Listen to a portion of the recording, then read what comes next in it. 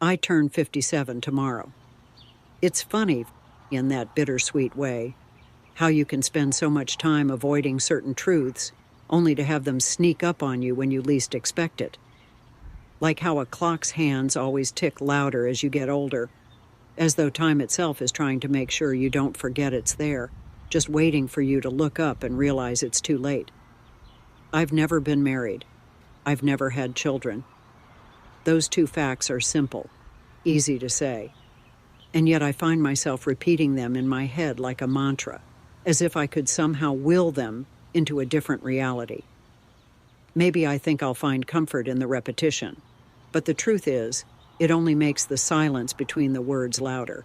I didn't plan to be single forever. I didn't wake up one morning and decide, this is it. I'm going to spend my life alone. That would have been too deliberate, too clean. I don't think I even made a conscious choice about it. I just let it happen. I chose things that pulled me further away from the life that everyone else seemed to want. A career, travel, independence. I think I made all those choices because I was good at them, because they were safe. I thought they'd be enough. But now, as I sit here, the day before I turn 57, I can't help but wonder what could have been. In the beginning, it didn't seem important. I was still in my 20s, then my 30s, and I had time. I was focused on building a life for myself, developing my career, making a name for myself. And there were relationships, some short, some long, a few meaningful, but nothing ever stuck. I was content to let them go. Or maybe I wasn't really letting go so much as holding back, never fully committing. I wasn't ready to compromise. Maybe I didn't even want to. There were moments, though, moments when I thought I might finally be ready.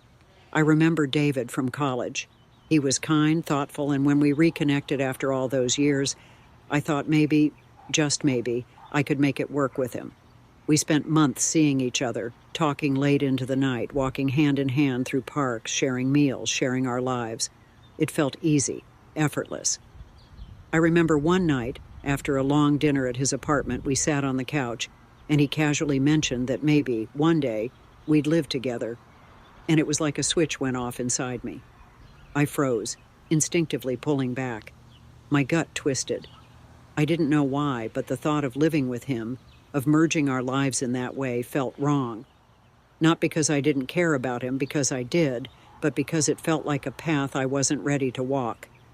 And that's when I knew, deep down, that I was never going to be the woman who settled down, at least not with him, and not with anyone, really. Maybe that's the part I never allowed myself to acknowledge. I was afraid of losing myself, afraid of what it meant to merge two lives into one. And I think, deep down, I was afraid of what would happen if I said yes. I never let myself go far enough to find out. I let the fear of the unknown, of what I might lose, dictate my choices. So I walked away from him. And I walked away from a lot of good men after that. But even then, in my early 30s, I didn't really stop and think about it. I was busy. I was happy. I was building a life. I was moving forward. But now, here at 57, the question keeps surfacing. What if? What if I had said yes to those moments? What if I'd let go of my fear, my control, and taken that step into the unknown? What would my life look like now if I had opened up my heart in those moments instead of holding back? The what-ifs pile up as the years pass. And now, as the years have stretched out in front of me, I can't help but feel like I've been watching my life unfold from the sidelines. I've been a spectator, not a participant. I built a career, yes, and I've done interesting things. I've traveled the world, alone. I've experienced moments of pure joy, laughter, and adventure. I've seen places that still take my breath away, and I've met people whose memories I'll carry with me forever. But what about the quiet moments, the ones that really matter? The mornings when you wake up and reach for someone's hand, just because it feels right. The dinners shared with a partner, the stories exchanged with a child. Those things I missed, or perhaps I just never allowed myself to want them, convinced myself that I didn't need them. The hardest part, as I sit here now, is realizing that I might have wanted them after all. Somewhere along the way, in all the years I spent living alone, I built a wall between myself and the kind of life I thought I was supposed to have. I kept telling myself that I didn't need anyone. But the truth is, I did. I think we all need someone, in one way or another. We need connection. I remember my best friend Laura telling me once that she couldn't understand how I did it, how I could live alone, travel alone, go to restaurants alone. She said she would never be able to do it, that she couldn't imagine a life without a partner to share it with. At the time, I thought I understood. I thought I chose this life, that I was content with it. But now, as I'm older and more tired, I don't feel as confident in that choice. Not all the time. Maybe I was afraid, too. Afraid of being vulnerable. Afraid of being hurt. Afraid of losing myself. But now, I wonder if it was more than that. Maybe it wasn't just fear. Maybe it was pride. A stubbornness that told me I didn't need anyone, that I was fine on my own. Sometimes when I'm at a party or a family gathering, I find myself looking around at all the couples, the families, the little kids running around. And it hits me, the loneliness. The kind of loneliness that isn't about being physically alone, but about being disconnected from the life everyone else seems to have. The quiet, ordinary moments of shared history. The knowing glances between partners.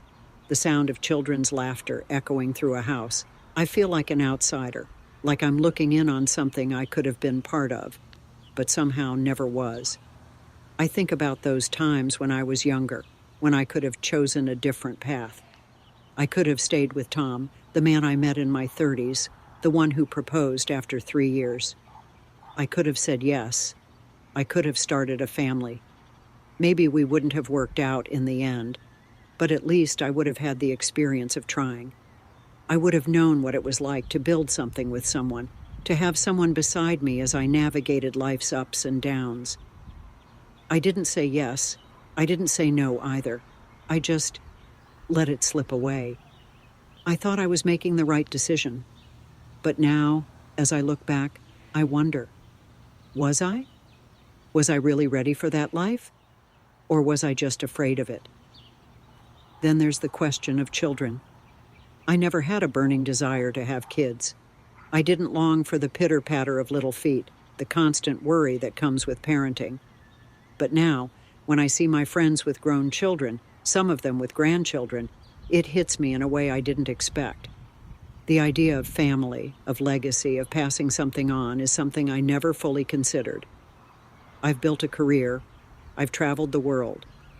But there's nothing to pass down, nothing to leave behind except memories and the things I've collected along the way.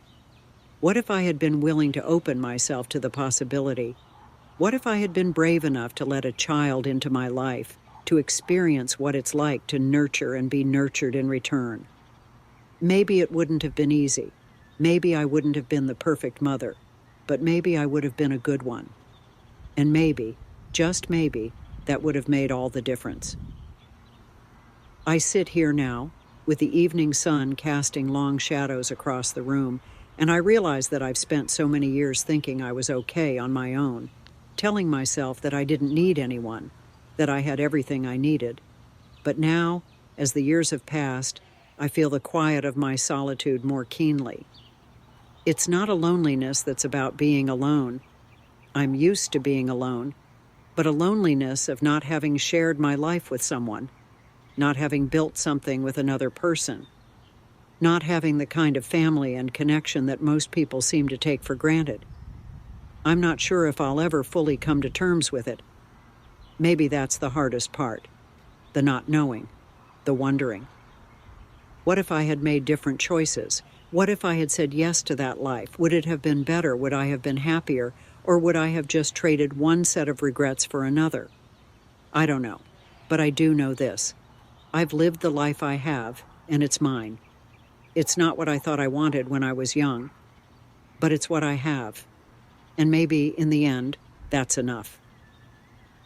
I don't know if I'll ever stop wondering what might have been, but I think I'm starting to understand that the wondering doesn't have to define me.